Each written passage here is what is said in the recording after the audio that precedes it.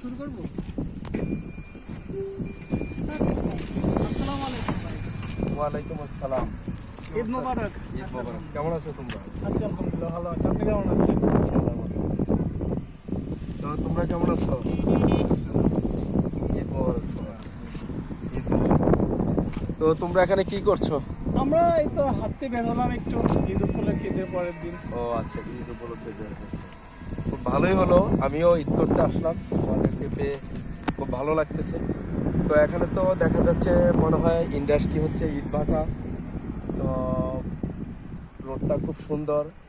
তবে একটা জিনিস হলো কি, এই যেরকম অন্য জায়গাগুলোতে গাছ, তো এখন তো বর্ষা সিজন, তোমরা এই সময়টাতে কিন্তু একটু কাজে লাগাইতে পারো। যেহেতু তোমরা গ্রামের তরুণ, তোমরা পড়াশোনা করো, তোমরা অন্য মানুষকে একটু উদ্বুদ্ধ করতে পারো। তোমরা তো জানো বাংলাদেশে প্রায় 25% বনভূমি থাকা প্রয়োজন, কিন্তু আমাদের 2024 সালের তথ্য অনুযায়ী আমাদের এখানে বনভূমি আছে 15.58%। তার মানে আরও আমাদের 10% বনভূমি অপর্যাপ্ত। তো তোমরা এই বর্ষাতে কি কোনো একটা উদ্যোগ নিতে পারো কিনা তোমরা গাছ লাগানোর ব্যাপারে? ইনশাল্লাহ উদ্যোগ নিতে পারি, যদি আপনি আমাদেরকে ভরসা দেন পরামর্শ এবং ফিনান্সিয়াল ভাবে, তাহলে আমরা আমার ছোট ভাইদেরকে নিয়ে এখানে গাছ লাগানোর একটা চিন্তা ভাবনা আপনার মাধ্যমে করতে পারি। না, অবশ্যই যদি তোমরা করো। তোমরা জানো আমি পরিবেশ নিয়ে কাজ করি, আমি একটা নাটকও লিখেছি পরিবেশ ব্যাপারে, জনসাধারণকে সচেতন করার জন্য, উদ্বুদ্ধ করার জন্য। এই নাটকটার নাম হচ্ছে ময়ূরের আবাস। আর যদি তোমরা এই কাজে সম্পৃক্ত হও গ্রামের অন্যান্য তরুণদেরকে নিয়ে, এই গাছ, এই রোডের দুই পাশে গাছ লাগাতে যত তোমাদের আর্থিক ব্যাপারটা যতটুকু প্রয়োজন হয়, আমি ইনশাল্লাহ সাপোর্ট দিব। এবং তোমরা এই বর্ষাতে এই কাজটা করে করতে পারো। এবং তুমি শাকিল, তোমার নেতৃত্বে আরও তরুণদেরকে নিয়ে তুমি গ্রামবাসীদেরকে তুমি একটু সচেতন করো যে এই বৃক্ষরোপণ করলে আমাদের পরিবেশে কি ভূমিকা থাকতে পারে।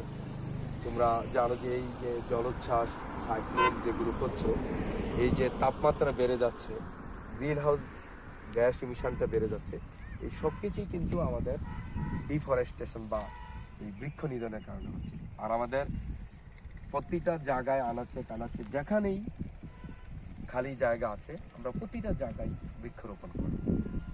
আমি কথা দিচ্ছি, আমি ইনশাল্লাহ এই ব্যাপারে তোমাদেরকে সার্বিক সহযোগিতা করব। ইনশাল্লাহ আমরা আপনার কথা শুনে অনেকটাই খুশি হলাম এবং আশাহত হলাম।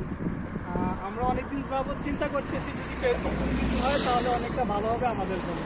তবে আপনার নাটকের ব্যাপারেও আমরা শুনছি, কথা বলছি এই বিষয়ে, আমি তাদের সাথেও কথা বলছি যে ভাই অনেক সুন্দর কবিতা লিখে, নাটক লিখে।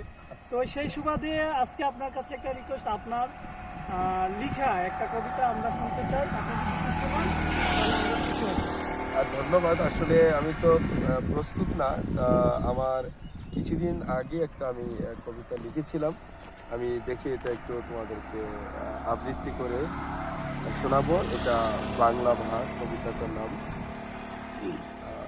একটু তোমরা অপেক্ষা করো। তো শাকিল, তুমি আসলে এই মুহূর্তে কি করছো? আমি কুমিল্লা সরকারি কলেজ থেকে বাংলা ডিপার্টমেন্টে অনার্স শেষ করলাম আলহামদুলিল্লাহ। এখন কুমিল্লা ভিক্টোরিয়া কলেজে বাংলা ডিপার্টমেন্টে মাস্টার্সে অধ্যয়নরত আছি। পাশাপাশি আপনার যেহেতু একটা সামাজিক এবং দেশের উন্নয়ন কাজে জন্য করছেন, ওই জায়গাটা থেকে চেষ্টা করবো আমরা আমাদের জায়গা থেকে যতটুকু দেওয়া সব ততটুকু আপনাদের আমরা দেবো। খুব ভালো লাগলো। তুমি এমন একজন মানুষ, তুমি বাংলা সাহিত্যকে আরও বেশি সমৃদ্ধ করতে পারো। আর আশা করি তুমি দেশে একটা স্বনামধন্য শিক্ষা প্রতিষ্ঠান পড়াশোনা করছো, তুমি অনার্স বিষয়ে, তো তুমি অবশ্যই ভূমিকা রাখবে। আর আমার এই কিছুদিন আগে একটা লেখা কবিতা বাংলা মা, আমি তোমাকে আবৃত্তি করে শোনাচ্ছি সবাইকে। ও আমার বাংলা মায়ের ছবিখানি, যতই দেখি তৃপ্তি মেটে না, অপলক চেয়ে থাকি। ও আমার বাংলা মায়ের রূপখানি, সত্য সুন্দর শ্যামলে গড়া, সুজলা সফলা ফসলে ভরা। ও যমুনা পারের রানী, যতই তুমি হও না শ্বেত পাথরের তাজমহল খানি, আমার বাংলা মাই বিশ্ব সেরা রানী, আমার বাংলা মাই বিশ্ব সেরা রানী। তোমাদের সবাইকে ধন্যবাদ। আর আর তোমাদের জন্য কিছু ঈদ বকশিস আছে, তোমরা একটু কিছু তোমরা করবে, রাখো।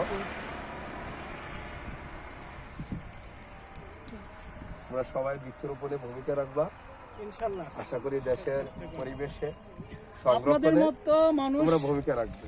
আমাদের সমাজে দেশের জন্য প্রয়োজন। ইনশাল্লাহ আপনারা আসেন বলেই দেশটা এত সুন্দর। আপনাদের মাধ্যমে, আপনাদের হাতের মাধ্যমে, কাজের মাধ্যমে, পরামর্শের মাধ্যমে, ফিনান্সিয়ালের যেই সাপোর্ট দেওয়ার মাধ্যমে আমরা এই এত দেশ, সুন্দর একটা দেশ চাই যে আপনাদের মাধ্যমেই পৃথিবীর মানচিত্রে রিপ্রেজেন্ট করুক। আর ইনশাল্লাহ আপনার জন্য দোয়া করি, আপনিও আমাদের জন্য দোয়া করবেন। ভালো থাকবেন, সুস্থ থাকবেন। ইনশাল্লাহ ঈদ মোবারক, আবারও দেখা হবে। আমি একটু আজকে বের হয়েছি, একটু গ্রামের বিভিন্ন জায়গাগুলো ঘুরবো, আবার হয়তো ছুটি শেষেই তো শহরে ফিরে যেতে হবে। ভালো থেকো। আমি তোমাদেরকে কথা দিলাম, এখানে বৃক্ষরোপণের যা লাগে সম্পূর্ণ আর্থিক অনুদান আমি ইনশাল্লাহ ব্যবস্থা করবো। ওকে, সবাইকে ঈদ মোবারক। আসসালামু আলাইকুম।